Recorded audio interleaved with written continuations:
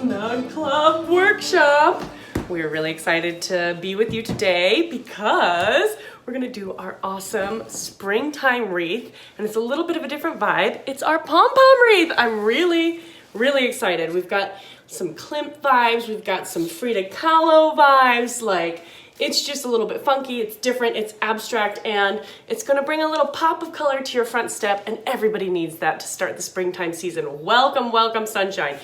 So to start our project, I'm just gonna run through all the tools we provided in your box today, and besides a really sharp pair of scissors, that's all you'll need in addition to what we've sent you for this project. So to start, you've got your beautiful wreath form. We've also got so many gorgeous colors from Antoinette at the Butterfly Fiber Farm. We've also got some upcycled yarns and this yarn that's vintage from our friends on Etsy. This is made in France, it's very fancy. Let me just show you.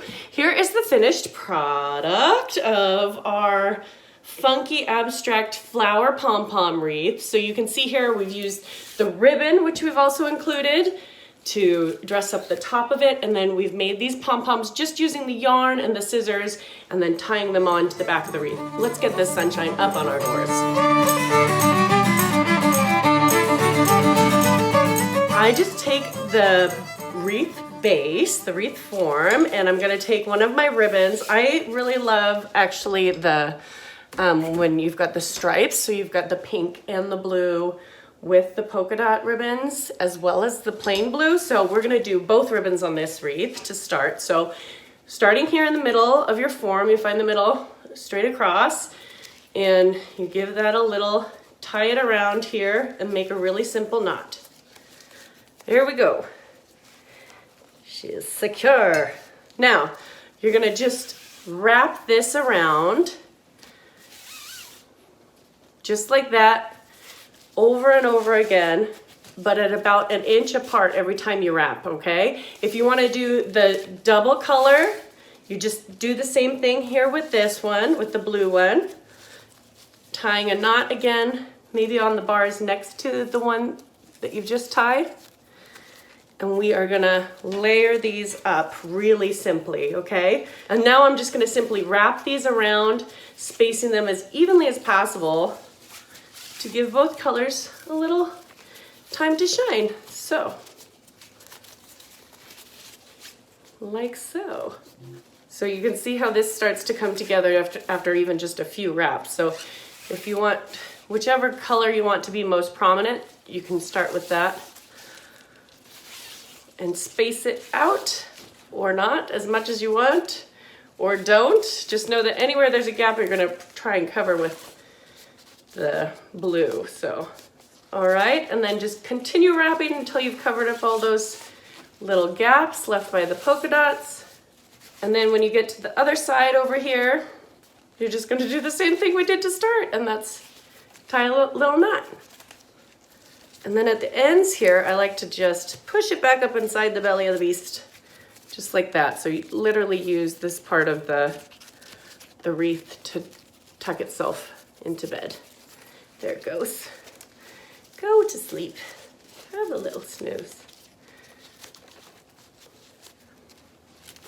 And then again, you get to the bottom. And now, we'll tie this into place.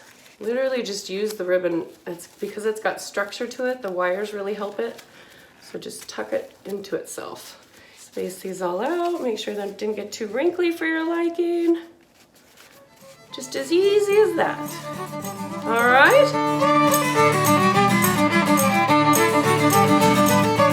Okay, so to start, we are going to unleash a little yellow skein. This is one of the ones that our friends at Butterfly Fiber Farm made for us. So to do that, I've already, you see, unfurled it.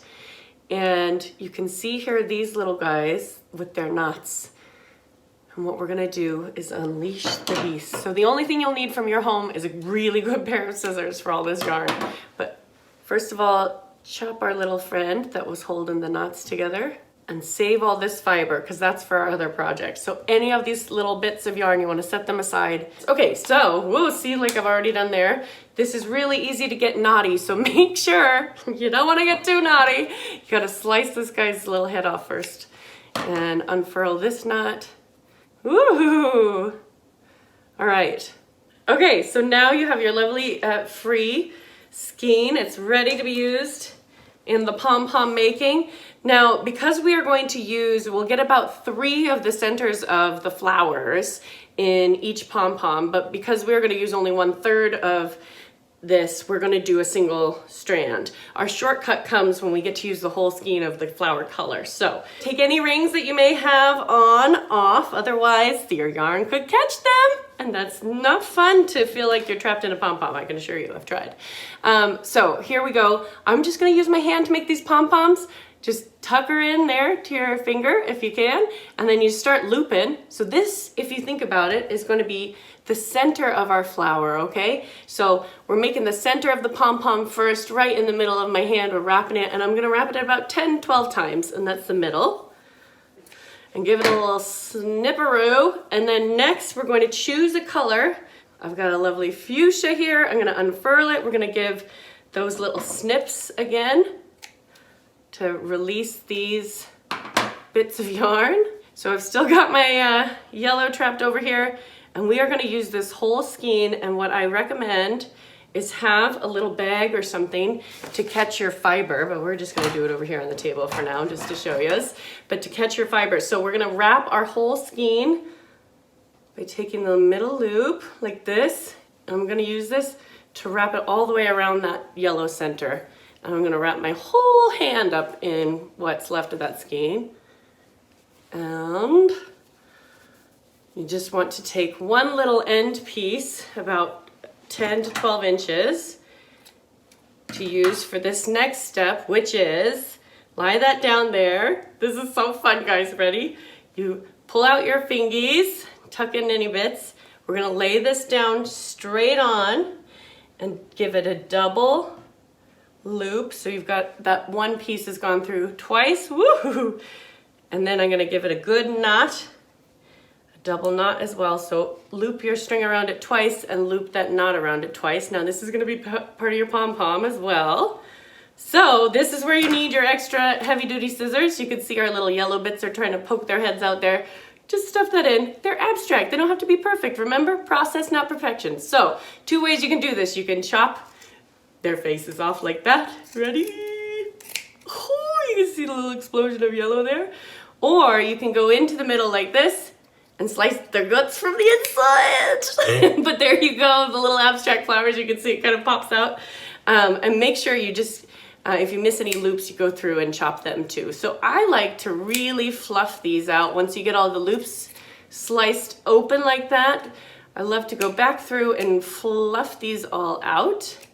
And we're gonna give them a little bit of a haircut so they take on more of that pom-pom shape. So once you've sliced through all your loop-de-loops, and there should be plenty of them, every slice is like doubling the size of your pom-pom. So make sure you try and get them, because we did shortcut this by using the whole skein wrapped like that. So, okay, once all those loops are chopped, we're gonna give it a big ol' haircut and saving all our fiber for later. Woo! I like to find the middles and make sure he's got a trim on the yellows, nice and low. A little trim of those inner workings of our abstract flower. So give him a trim all the way around until he looks like you want him. I like him like this. And this is an extra next step. So this is, I would say, a good looking pom-pom now. Maybe a few scragglers, that's okay. You can even trim them once you've tied them down as well. So we've got all this excess fiber that we're gonna set aside and use for our fiber art project. We've got the makings of an abstract pom-pom here as well. If you've got one, you can use a macrame brush or even a hairbrush at home to fluff them out. I don't actually like to do this because I feel like sometimes he pulls out my little pom-pom's petals, but if you've got one, you can do that. No worries if you don't. He's still cool either way.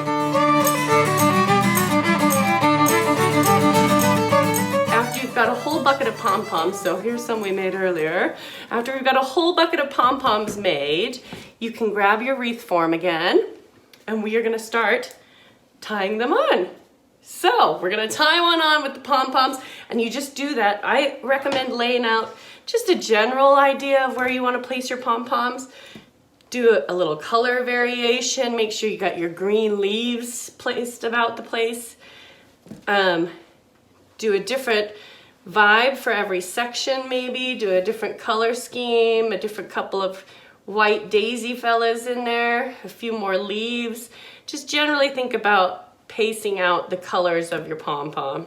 Once you've got that figured out, you've got your variety of wildflowers ready to go.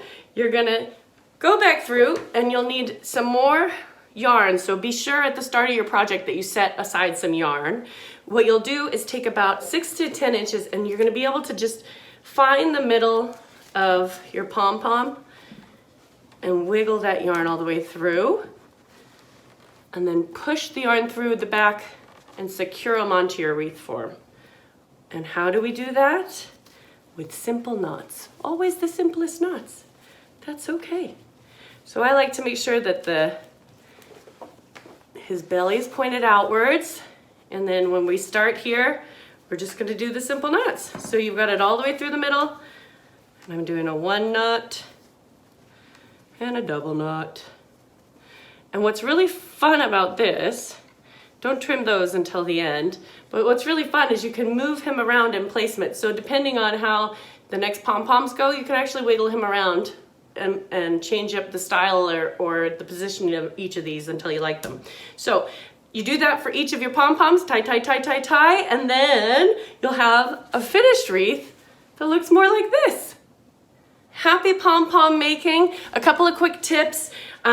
You can do smaller pom-poms by just holding smaller, fewer fingers together and starting like that. And then bigger pom-poms, use your whole hand. Slice away, enjoy those little rainbow explosions because it's so fun. There's nothing like watching a pom-pom become a flower, right? Like it's a next level pom-pom when you do it this way. So I hope you have fun making these flower pom-poms. I can't wait to see all your creations.